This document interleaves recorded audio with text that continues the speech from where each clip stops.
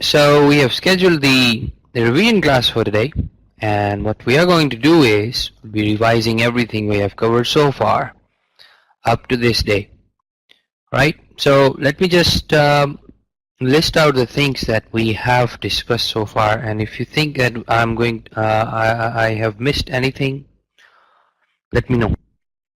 I started by discussing the definition of auditing, okay? And then we discussed the several elements of the same definition. After that, I moved to another area where we discussed the materiality, okay? Like how do we determine the materiality and everything. And then we understood how the reporting is done, and before that we understood what different kind of opinions and assurance engagement exist, okay? And then we understood ethics, and then different types of risks, and then the audit procedures. This is what we have done so far. If you people think that I have missed anything, let me know. Right, so let's open up our discussion and let's have a look at the definition. Auditing is an examination of financial information to enable an auditor to express an opinion as to whether financial statements are giving true and fair view of the business in accordance with identified financial reporting framework. Okay, so what is the auditor's job? Auditor expresses his opinion, and how? That is by conducting examination, and this examination is conducted on financial information. Now, what is financial information? Financial information includes, I'm not saying that only these two things are the sources of financial information, but I'm saying it includes. So what my definition of financial information is, it is inclusive definition. That means other things can add up to what I'm going to say now. Number one, accounting records, okay, and also other financial information, or simply other information. Accounting records like journals, ledgers, okay, and all such information that is underlying financial statement. That means that will end up being part of the financial statements, but not everything is going to be part of the whole accounting cycle. Not everything will be part of the financial records, okay? Therefore, there is another source which auditor uses for examination purposes, which is other information, and that includes like bank statements, statement of account. Statement of account is simply if auditor requested a debtor or a creditor regarding what the information regarding the account they have with the entity, okay, so that this information will be sent to the auditor directly by that person. That is statement of account, and any other information like minutes of meeting and anything that can give information regarding entity and its operations. All of such information is examined to give opinion. And what is financial statement? We already know what financial statement is. It is as according to, as per IS 1. Okay, whatever the definition of financial statement is, according to accounting standard 1, we are taking the same meanings here as well. Okay, now in order to examine financial information, we need a framework, we need a point of reference, and that point of reference in our case is going to be international accounting standards. That's why we have F7 before F8 and also P2 before P7. So International accounting standards are going to be the framework for us, but it does not mean that it is the only framework we have. Every country may have different sets of accounting standards, and whatever is applicable for a certain auditor in the context he is working, the same will be taken as the accounting framework. Okay. Now moving onwards, what is opinion? That is, I will be discussing it in a bit different way. Financial state is a finished product given by management, in which they have explained how the business position is, what is its performance. So these are basically the descriptions, claims, and assertions made by management that this is what has happened. And it automatically means that management has provided such information in good faith. Alright, because they are working for the good of shareholders. So definitely the information is also provided without any prejudice and bias. But due to the trust factor, they just want to be confirmed. Shareholders have asked an independent person to review it, to tell them whether the assertions made by management are correct. That means if the financial statements are saying that business is profitable, this is an assertion given by management. Shareholders just want an opinion on that assertion, whether it is correct or not. The same will be given by the auditor. Now this opinion can be in several different forms. It can either be unqualified, which says, yes, financial statements are giving true and fair view. It can either be qualified, in which case except, which is also known as except for opinion. In this opinion, except a certain element of financial statement, the financial statement gives true and fair view. That means leaving a certain item. Like if we take a particular item aside, everything else in the financial statement is truly and fairly stated. Okay, but it does not amount to unqualified opinion. In unqualified opinion, everything is good. Everything is what it should have been reported. It has been reported in truth and fairness. But in qualified, some element is not as per expectations and may be materially misstated. And then the fourth kind is adverse opinion, in which auditor will be saying that financial statements are not giving true and fair view. Okay? The ground realities are drastically different from what financial statements are portraying. That's why not true and fair. And the fourth is a disclaimer of opinion. But it can arise due to several reasons, but one of the most important one is that auditor was unable to gather sufficient appropriate audit evidence. That's why he is unable to express any opinion. He cannot say anything.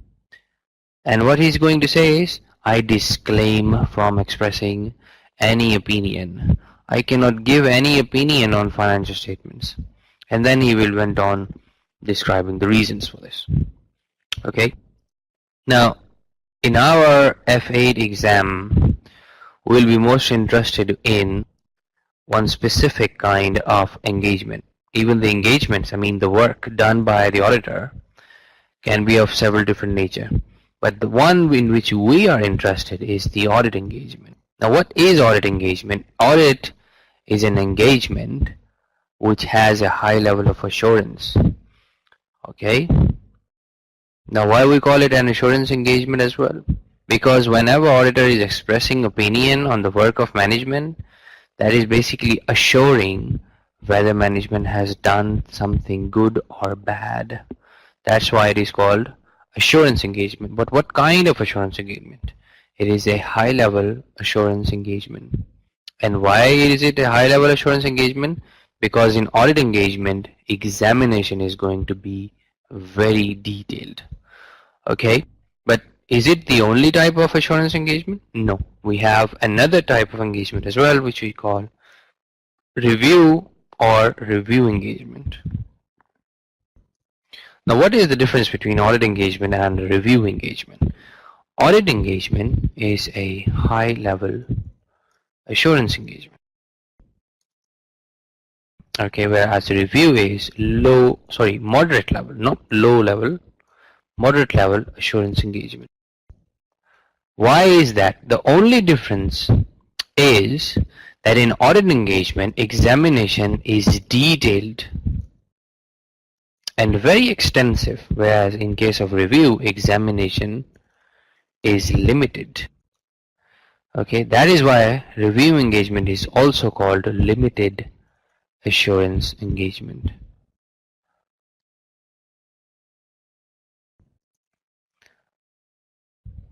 And because of the nature, because of the level of assurance provided by these two engagements, there is a difference between the way opinion is expressed in them. In case of audit engagement, expression is going to be positive. In audit engagements, expression is positive. Okay, we'll be clearly saying that something is good or bad. Okay, it will be very clear. There will be no doubt about that. There will be no gray areas in our expression. Whereas in case of review engagement, as examination is not detailed, so we are not sure completely. We cannot say something with certainty. Okay, so we'll be just mixing it up. Expression is negative. Okay, and it will be expressed in the form of not bad and not good, like this. Okay, and because of the use of the word not, we call it, we are saying that expression is going to be negative because we have a negation in the expression. Negative, please. Then the word negative does not mean bad. Okay, here we are not using negative in context of saying that something is bad. Here we are only explaining the way it has been expressed. So because of the negation in the expression, we are saying that expression is negative in nature. Okay? Any question in this?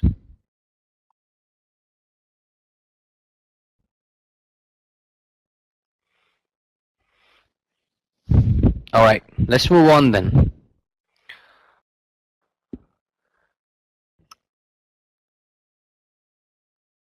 And coming to the area which you people are basically interested in, and that is risk.